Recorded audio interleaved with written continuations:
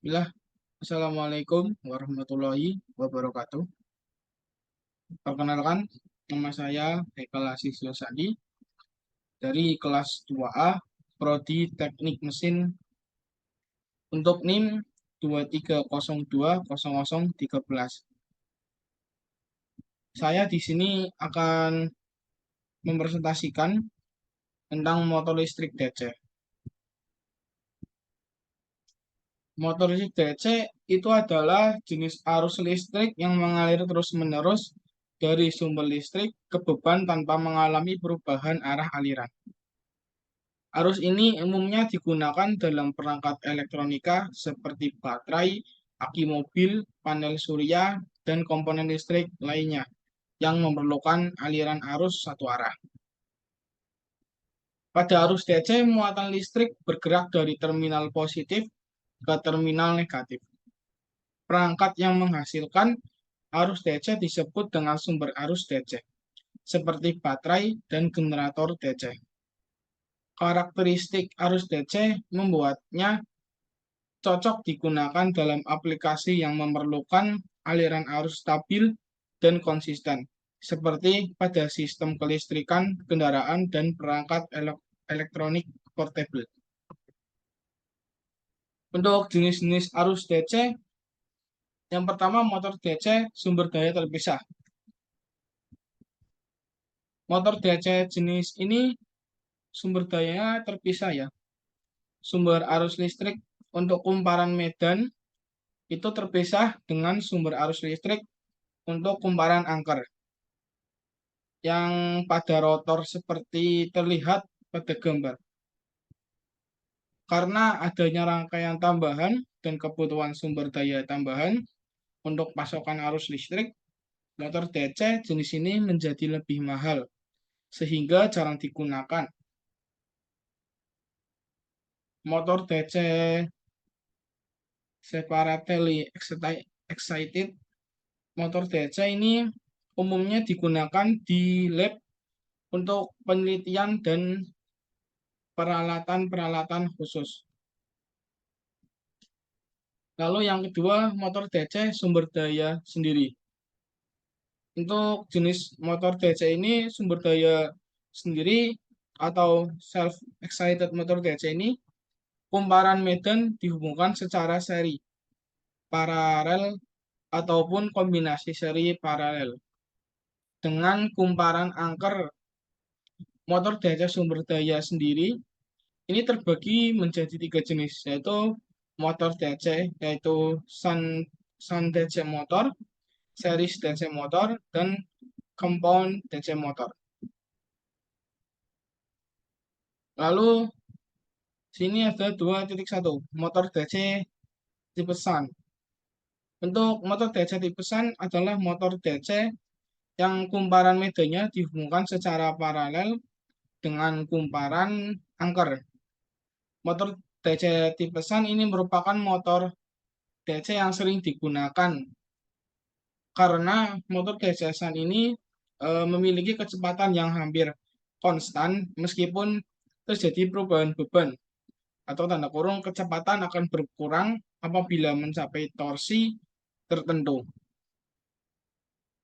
Karena kumparan medan dan kumparan angker itu dihubungkan secara paralel, maka total arus listrik merupakan penjumlahan dari arus yang melalui kumparan medan dan arus yang melalui kumparan angker.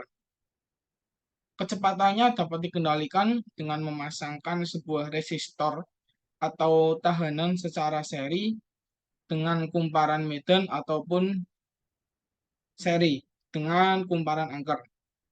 Jika resistor atau tahanan disebut tersebut tuh dipasangkan secara seri dengan kumparan medan, maka kecepatan akan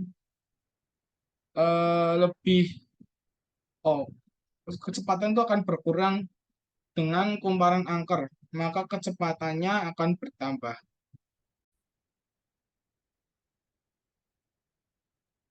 2.2 motor DC tipe seri atau bisa disebut series DC motor. Motor DC tipe seri atau dalam bahasa Inggrisnya bisa disebut series DC merupakan motor DC yang kumparan medannya dihubungkan secara seri dengan kumparan angker atau bisa disebut armatur winding. Dengan hubungan seri tersebut, arus listrik pada kumparan medan adalah sama dengan arus listrik kumparan angker. Kecepatan pada motor DC tipe seri ini akan berkurang seiring dengan penambahan beban yang diberikan pada motor DC tersebut. Motor DC jenis ini tidak boleh digunakan tanpa ada beban yang terpasang karena akan berputar cepat tanpa terkendali. Untuk 2.3, motor DC tipe gabungan atau bisa disebut compound DC motor. Motor DC tipe ini itu digabungkan adalah gabungan motor DC jenis Sun dan motor DC jenis seri. Pada motor DC tipe gabungan ini terdapat dua kumparan medan yang masing-masing itu dihubungkan secara paralel dan seri dengan kumparan angker dengan gabungan hubungan seri dan paralel tersebut.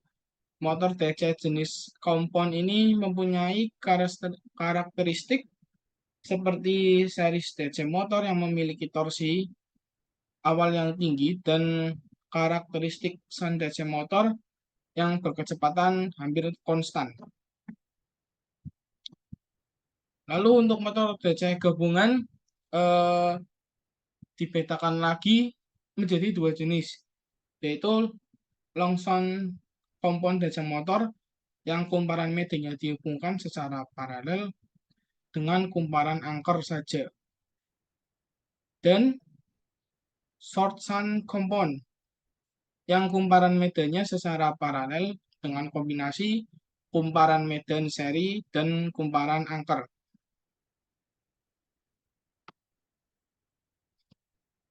Untuk keuntungan,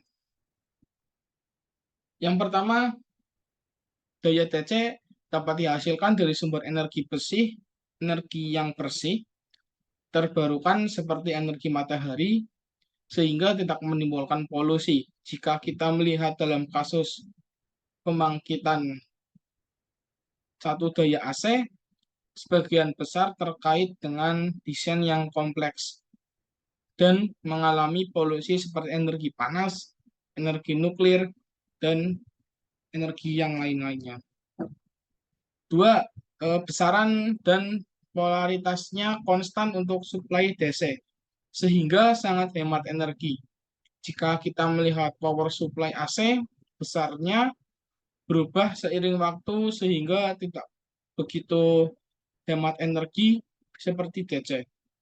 Bahkan ada masalah faktor daya kebisingan yang, yang terjadi. Tiga, karena shift supply DC adalah konstan, sehingga paling cocok untuk rangkaian elektronik. Karena itu, semua perangkat elektronik bekerja pada supply DC. Yang keempat, mesin yang dioperasikan dengan supply DC, perangkat seperti motor, lampu sangat efisien tinggi daripada perangkat atau mesin yang dioperasikan dengan supply AC. Kelima, tidak ada efek induktansi dan kapasitansi yang terjadi dengan supply DC, sehingga rangkaian DC bebas noise, low power loss, high efficient. Yang keenam, transmisi dan distribusi daya AC lebih murah daripada transmisi dan distribusi daya AC. 7. Sistem komunikasi elektronik digital modern, sistem kontrol, teknologi, semuanya bergantung pada power supply DC saja, bukan AC. Untuk kerugiannya, Yang pertama, generator DC lebih kompleks daripada generator AC. Faktanya, DC tidak dapat dihasilkan pada tegangan yang sangat tinggi karena masalah pergantian. Untuk kedua, meskipun transmisi dan distribusi DC lebih sederhana dan murah daripada AC, tetapi DC tidak dapat transmisikan dalam jarak jauh karena tidak dapat dinaikkan dan diturunkan. Yang ketiga, konversi AC konversi AC ke DC sangat sederhana, tetapi ketika konversi DC ke AC itu lebih kompleks dan output yang tepat juga tidak dapat diperoleh. Meskipun mesin DC lebih efisiensi daripada mesin AC, tetapi konstruksi eh, memiliki konstruksi dan mekanisme kerja yang kompleks. Sebagai contoh, jika kita melihat motor AC dan DC, maka desain motor AC sangat sederhana dibandingkan motor DC. Karena untuk 5, karena efek induktansi kapasitansi tidak terjadi dengan suplai DC. Maka beberapa teori penting seperti induksi, elektromagnetik, reaktansi, SAN tidak dapat digunakan untuk aplikasi praktis. Mesin listrik yang untuk 6,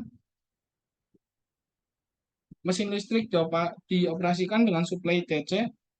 Perangkat seperti motor DC, circuit breaker DC lebih mahal daripada mesin dan perangkat yang dioperasikan dengan suplai AC karena desain yang kompleks. Ini adalah gambarnya.